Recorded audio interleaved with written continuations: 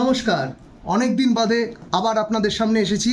মাঝখানে ব্যস্ততার কারণে আসতে পারিনি, কিন্তু তথ্যগুলো কিন্তু আমি আপনাদের সময় সময় দিতে থেকেছি। আপনারা আমার নিশ্চয়ই ভিডিওগুলো এবং শর্টসগুলো ফলো করেছেন এবং তার ডেসক্রিপশন বক্সে সব কিছু কিন্তু আমি দিয়ে দিয়েছি তথ্য ভারতীয় স্টক মার্কেট সম্পর্কিত। আজকে যে খবরটি দিতে এলাম, দুটি খবরই খুব ইম্পর্টেন্ট। সেই দুটি হচ্ছে রিলায়েন্স ইন্ডাস্ট্রিজ লিমিটেড সম্পর্কিত এবং আরেকটি এইচডিএফসি ব্যাংক লিমিটেড সম্পর্কিত। এই দুটি ভারতবর্ষের সর্ববৃহৎ কোম্পানি। কারণ মার্কেট ক্যাপ যদি দেখেন, রিলায়েন্সের মার্কেট ক্যাপ প্রায় 20 লক্ষ কোটি টাকা, এইচডিএফসি ব্যাংকের যে মার্কেট ক্যাপ সেটা প্রায় 15 লক্ষ কোটি টাকা। দুটি বৃহৎ ভারতবর্ষের যে মার্কেটকে অপারেট করে তাদের খবর নিয়ে আজকে এসেছি। এবং এদের দুটো কোম্পানিরই Q1 রেজাল্ট কিন্তু বেরিয়েছে, যেটা আমি ছোট্ট করে তথ্যভিত্তিক আপনাদের আগেই দিয়েছি।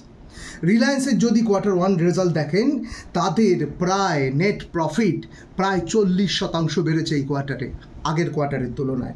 আর এইচডিএফসি ব্যাংকের যদি আপনি তথ্য দেখেন, সেই তথ্যতে দেখবেন যে প্রায় 12% প্রফিট তারা তাদের প্রফিট বুকে কিন্তু দেখিয়েছে আমাদের। তাহলে এই দুটো ব্যাংক বলবো না, একটি ব্যাংক এবং একটি ইন্ডাস্ট্রি, যে দুটো বড় ভারতবর্ষের যে হাতি বলা যায়, বৃহৎ হাতি, তারা যা প্রফিট দেখিয়েছে এই কোয়ার্টারে, সেটা কিন্তু ভারতের মার্কেটে একটা দিক নির্দেশ করছে। এবং সেই দিকটা কি, অ্যানালিস্টরা যেটা বলছেন, এই দিকটা কিন্তু একটা পজিটিভ মোমেন্টাম। কারণ বড় কোম্পানি যদি এত ভালো প্রফিট দেখায়, সঙ্গে সঙ্গে সবাইকে নিয়ে কিন্তু এগোবে। এবং সাথে ভারতের যে নিফটি, ভারতের ব্যাংক নিফটি, ভারতের সেন্সে সবাই কিন্তু অগ্রগতি দেখাবে।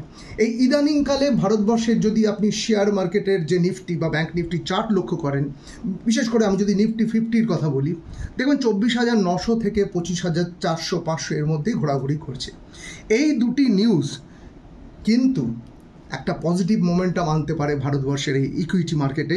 এবং তার সাথে যোগ হয়েছে আরেকটি খবর, যে ভারতবর্ষের Reliance Jio, American company black rock, যেটা হচ্ছে পৃথিবীর সর্ববৃহৎ ফিনান্সিয়াল ইনভেস্টমেন্ট কোম্পানি, তাদের সাথে ট্যাগ করে ভারতের সেবি এবং গভর্নমেন্টের পারমিশন নিয়ে মিউচুয়াল ফান্ডে এবং বন্ডে ইনভেস্ট করাচ্ছে।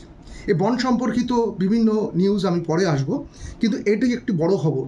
এই খবরগুলোকে যদি অ্যাকুমুলেট করেন, যেটা দেখা যাচ্ছে যে ভারতবর্ষের ইকুইটি মার্কেট বা শেয়ার মার্কেট কিন্তু শর্ট টার্ম বা লং টার্ম যেখানেই বলুন একটা দিক নির্দেশ করছে, এবং সেটা কোনোভাবেই নেগেটিভ না, সেটা পজিটিভ।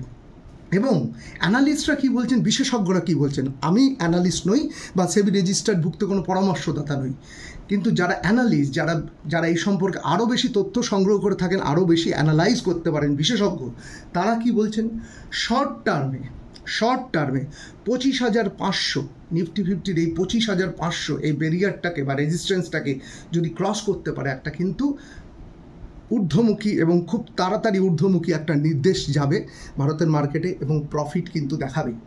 এবং যদি লং টার্মে দেখেন, তাদের লক্ষ্য কিন্তু নিফটি পয়েন্ট, খুব লং টার্ম মানে কিন্তু আমি 2-3 বছর বলছি না, বছর খানেকের মধ্যে 27,000-এর ওপরে নিফটি 50 দিক নির্দেশ করবে। এখন 24,900 25,500-র মধ্যে যদিও ঘোরাঘুরি করছে, কিন্তু রিলায়েন্স, এইচডিএফসি ব্যাংক, এদের যে খবর এসছে এবং তার সাথে যে জিও ব্ল্যাক রক বন্ড বা মিউচুয়াল ফান্ডের যে ছোট্ট নিউজটা দিলাম, এই সব কিছু যদি একসাথে করেন, আপনিও নিশ্চয়ই বুঝতে পারছেন ভারতীয় স্টক মার্কেট কিন্তু এগোবে, এবং পৃথিবীর সব কিছুর লক্ষ্য কিন্তু ভারতীয় মার্কেটের দিকে এখন, এবং ভারতের মার্কেট এগোবে এই আশাই আমরা করি।